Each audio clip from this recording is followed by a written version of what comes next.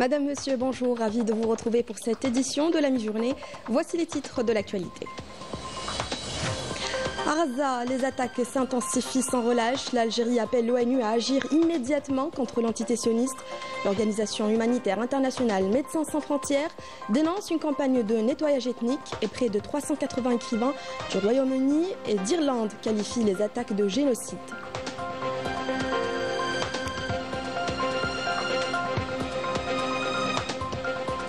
Sibsa Filaha, Alger accueille le plus grand salon agricole d'Afrique au cœur de l'innovation numérique, des drones intelligents et des startups qui révolutionnent l'agriculture.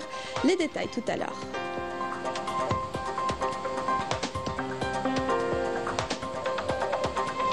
La campagne de pêche au thon rouge est lancée avec 39 navires algériens mobilisés pour renforcer la filière et valoriser les ressources marines.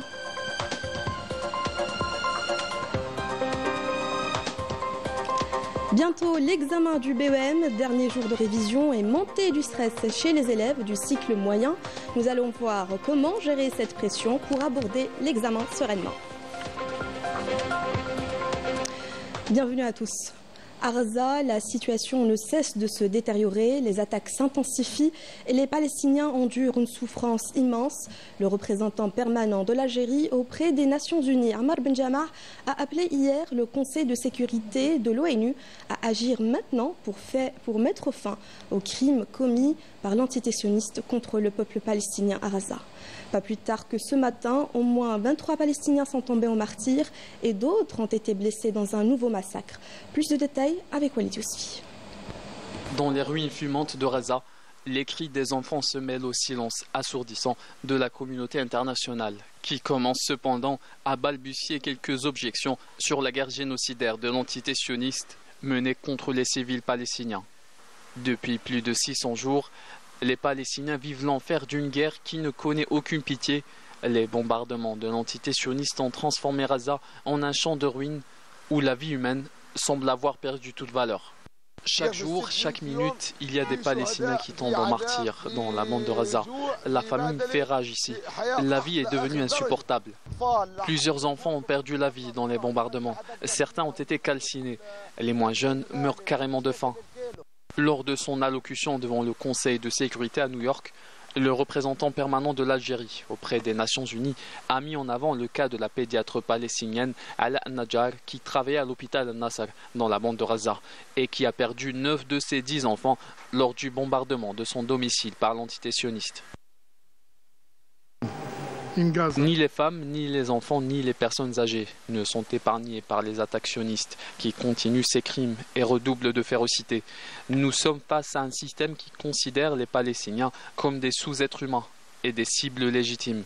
L'Algérie est déterminée à agir au niveau du Conseil de sécurité pour défendre la cause palestinienne et le peuple palestinien. L'Algérie appelle donc à une action urgente de la communauté internationale pour défendre la cause palestinienne.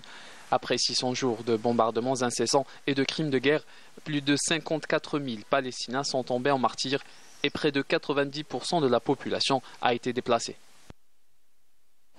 De son côté, l'émissaire de l'ONU pour le Proche-Orient a lancé devant le Conseil de sécurité de l'ONU que les Palestiniens de Gaza, qui s'enfoncent de plus en plus dans l'abîme, méritent plus que de survivre.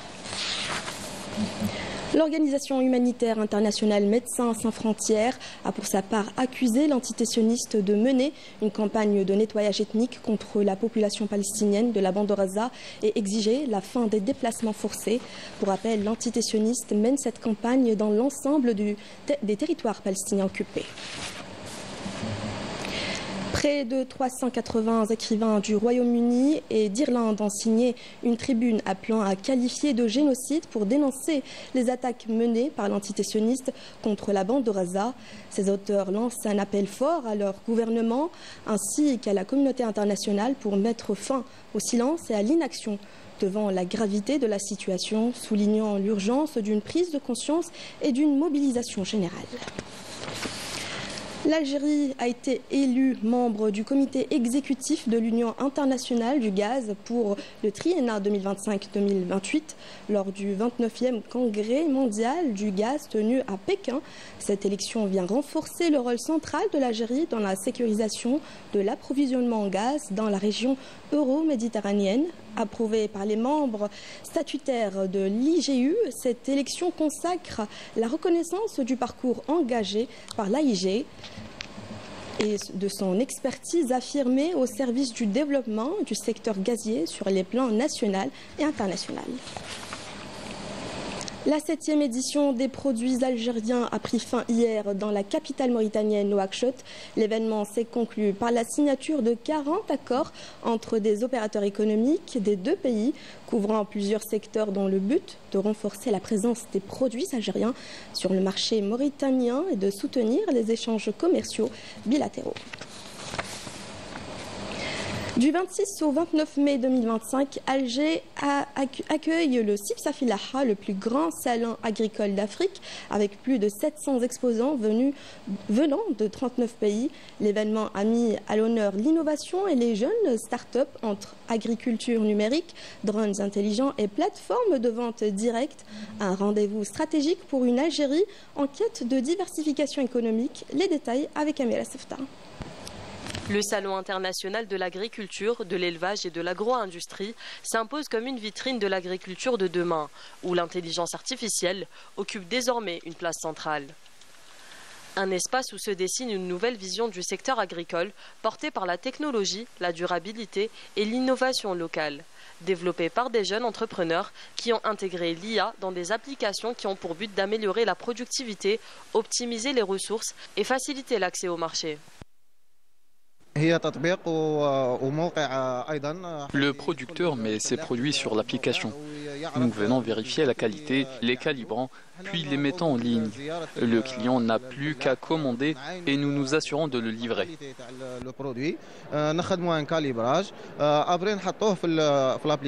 Autre innovation marquante, un drone algérien de surveillance agricole, capable d'analyser l'état des sols et de distribuer les engrais de manière intelligente et suffisante. C'est une idée nouvelle qui pourrait vraiment aider les agriculteurs à réduire leurs coûts et leurs besoins en main-d'œuvre.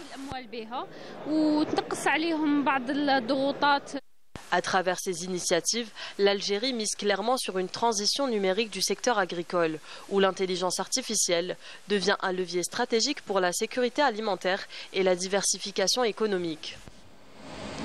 Animés par l'envie de transformer, d'innover et de valoriser le savoir-faire algérien, au DZ Entrepreneur Summit, de jeunes franco-algériens se sont rassemblés pour échanger leur expérience, partager leur vision stratégique et appeler à un environnement plus adapté à l'émergence des talents de demain. Reportage Taafef Belhouchet. Bâtisseurs de ponts entre les continents, déchiffreurs de technologie, artisans de la nouvelle économie numérique. En somme, des génies de la start-up qui prouvent que l'excellence algérienne a toute sa place au cœur des plus grands écosystèmes mondiaux. Pendant 2 heures, ces entrepreneurs venus des 4 coins de la tech ont livré une analyse lucide et engagée de l'écosystème algérien. Je pense que le chemin et le pace, le rythme dans lequel ça va est le bon. Je pense que maintenant, il faut réussir à vraiment créer un écosystème de start-up, de fondateurs, d'investisseurs, de boîtes qui testent les start-up pour réussir à créer des premiers champions qui ensuite vont en créer d'autres, etc. Chercher des marchés à l'étranger, ne pas compter uniquement sur le gouvernement, mais aller essayer de se débrouiller tout seul. Et aussi, elles peuvent compter sur la diaspora. Il y a beaucoup d'Algériens qui sont à l'étranger, il y a eu beaucoup de succès. Il faut peut-être réussir à structurer tout ça et à venir aider nos startups en plus de ce que fera l'État et le gouvernement sur du moyen terme. Mais penser global, c'est aussi adapter l'environnement local. Une réglementation plus souple, notamment sur le plan bancaire, est jugée essentielle. Pour moi, le système bancaire algérien marche très bien à l'échelle nationale. La difficulté, elle va plutôt venir des connexions à l'international. Et pour moi, en fait, ça va pas forcément être ça va pas forcément être un problème infrastructure ou technologique, mais plutôt des blocages légaux. Donc pour moi, ça va plutôt être ça, les difficultés, les challenges. Plusieurs intervenants, à l'image d'Amel, ont connu l'effervescence de la Silicon Valley, une expérience fondatrice qui nourrit leur optimisme quant à l'avenir de la tech algérienne. L'américain, c'est un marché extrêmement bien établi et en même temps très compétitif. Il y a toute la culture un peu qui est derrière ça, qui est derrière le fail fast. En gros, il faut échouer vite et rebondir. Et je pense qu'en fait, en Algérie, on est plus proche de l'écosystème en réalité américain de par notre culture qui est très débrouillarde, etc., que le marché français. Donc on a cet avantage-là et je pense que si on le met en place, ça va donner quelque chose. Face à eux, une centaine d'étudiants concentrés, curieux, souvent captivés. Cette rencontre, c'était déjà le 4e event organisé par le tout jeune club HEC Algéria, un collectif dynamique qui ne cesse de monter en puissance. Nos objectifs sont déjà de fonder un réseau solide, de mettre en avant la culture algérienne. On est une diaspora qui est très importante en France. Donc c'était important pour nous de mettre en avant des figures d'identification. Mettre en lumière des profils algériens qui ont percé dans des nouveaux domaines. Par exemple, on a organisé plein d'événements autour de la finance, autour du conseil en stratégie, plutôt relié avec notre spécialité. Un club qui rassemble des profils variés, de la tech à l'économie, et se positionne déjà comme une fabrique d'idées à l'heure où l'intelligence artificielle bouscule tous les repères. Faut-il en avoir peur ? L'humanité n'évolue que par des sauts, et en général, ces sauts viennent d'une technologie nouvelle. Et c'est que ça qui fait évoluer l'humanité. Donc, il y a eu plein de sauts énormes. Il y a eu le nucléaire, il y a eu l'industrie, il y a eu l'écriture, la roue qui vient de nos régions. Et l'IA, ça fait partie de ces sauts énormes. Il faut qu'on sache tous collectivement contrôler un peu les effets indésirables, mais quand même dans la somme, c'est très positif pour moi. Le monde de demain, ce sont eux qui l'imaginent, des étudiants engagés, exigeants, qui méritent écoute, soutien et confiance. La campagne 2025 de pêche au thon rouge a été officiellement lancée avec la mise en mer de 2 nouveaux thoniers de fabrication locale. Les 2 navires participent à la campagne de pêche au thon aux côtés de 37 autres thoniers, sachant que le quota de l'Algérie dans cette opération dépasse les 2000 tonnes. Regardez. C'est à partir du port d'Alger que le lancement officiel de la campagne de pêche au thon rouge a été donné. Tous les moyens logistiques ont été mobilisés pour assurer le succès de cette saison. 39 navires ont été mobilisés pour participer à la campagne de l'année 2025. Toutes les étapes ont été menées avec succès, notamment en ce qui concerne l'inspection et les documents relatifs à ces navires. Le lancement de la campagne de pêche au thon rouge pour l'année 2025 prévoit un quota de plus de 2000 tonnes qui seront pêchées par 39 navires nationaux algériens. Pour renforcer la flotte de pêche, 2 thoniers ont été inaugurés lors de cet événement. Il s'agit des plus grands au niveau national, fabriqués localement, avec un taux d'intégration de plus de 75%. Nous sommes à bord d'un grand navire, naviguant en haute mer pour pêcher des quantités limitées de poissons, allant de 200 à 300 tonnes.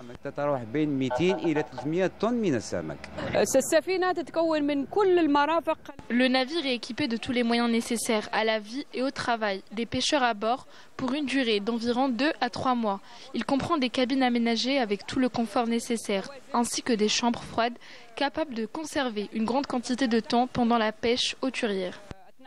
Il y a aussi un projet ambitieux de construire un autre navire de 52 mètres de long.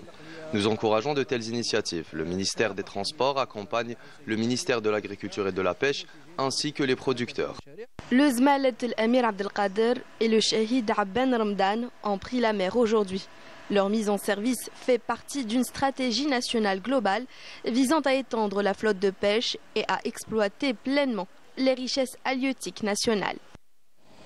Toujours avec la saison de pêche au thon rouge, l'Algérie affirme sa présence en mer avec une flotte renforcée.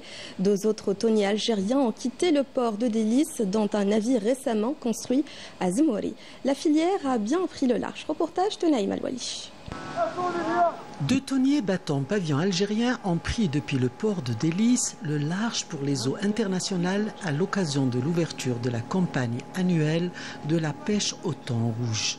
Ce navire-là, c'est pour la 4e année, c'est la 4e campagne qui va participer à cette campagne. Notre tonnage, c'est 53 tonnes. Ce tonnage, il est donné par rapport aux caractéristiques du navire et du matériel. Si on fait le tonnage même en une semaine, 15 jours, donc le navire quitte les lieux de pêche. Et s'il n'y aura pas de capture, ou si le poisson, des fois, il est petit de taille, donc on ne peut pas le pêcher, on le laisse sortir. Donc on reste jusqu'à la fin de campagne. Construit au port de Zemouri, le tonnier que voici va participer pour la première fois à cette campagne. Le tonnier Moujed Izamar, qui a été construit cette année. La longueur est 35 mètres, la largeur 8,5 mètres. Le tonnage du navire de capture du thon rouge est 53 tonneaux. Cette pêche dure à peu près 45 jours car le gros poisson migrateur ne fait que passer par un couloir marin afin de rejoindre les côtes libyennes pour pendaison bien avant le long voyage vers l'Atlantique. Le chantier naval Corinav a construit à ce jour 4 tonniers de 35 mètres. Donc c'est le 4e tonnier. Il y a la réception, ça fait 2 jours de ça. L'avantage de ces tonniers, donc le taux d'intégration nationale voisine les 65%. Donc avec une main d'œuvre qualifiée, c'est des jeunes formés dans des CFPA au niveau local. Le quota autorisé par la Commission internationale pour la conservation des thonidés de l'Atlantique est de 2047 tonnes cette année, tandis que la flottille est composée de pas moins de 39 tonniers à l'échelle nationale. À 3 jours des épreuves du BEM prévues pour ce 1er juin, l'heure est aux ultimes révisions pour les élèves du cycle moyen, une période intense souvent marquée par un stress grandissant. Inévitable certes, mais pas insurmontable. Quel est donc le secret pour garder son calme et réussir sereinement ses examens? Les réponses avec Naïm Al-Wali. À l'approche des examens et même pendant d'importants événements, le stress envahit les candidats aux épreuves décisives. Ces 2 élèves d'une école moyenne à Bab el-Oued en savent quelque chose. Je passe l'examen du BEM le 1er juin. Je stresse parce que j'ai l'impression de n'avoir pas tout appris.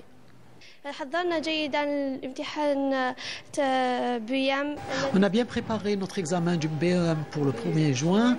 Je sens monter le stress, c'est pourquoi je dois davantage me préparer. Les spécialistes de la santé scolaire ont livré, lors d'un forum sur le stress pendant les épreuves importantes, les secrets pour rester zen avant de passer en examen.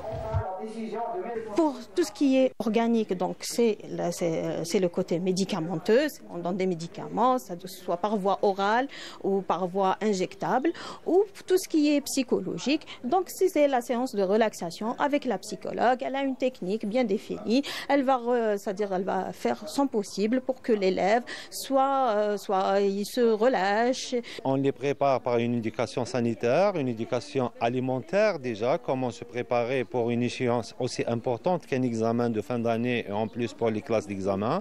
Donc on les prépare pour une alimentation déjà équilibrée, une alimentation saine, de ne pas oublier de s'alimenter, de s'hydrater durant les périodes de forte chaleur, de bien prendre le traitement, de respecter les horaires de traitement. Si le stress il est bien maîtrisé, il est bien géré, soit par les parents, soit par l'hygiène de vie et même l'intervention d'un psychologue, normalement on peut éviter pas mal de pathologies et pas mal de complications de pathologies chroniques. La nouveauté, c'est actuellement, on est en train de protocoliser, on a donné des protocoles de gestion de ces pathologies en aigu, ça veut dire en milieu, à l'intérieur des établissements scolaires. En optant pour un mode de vie sain et des techniques de relaxation, les candidats aux importantes épreuves peuvent aborder leurs examens en toute sérénité. C'est la fin de cette édition. Merci de l'avoir suivi. Excellente suite des programmes sur Canal Chérie.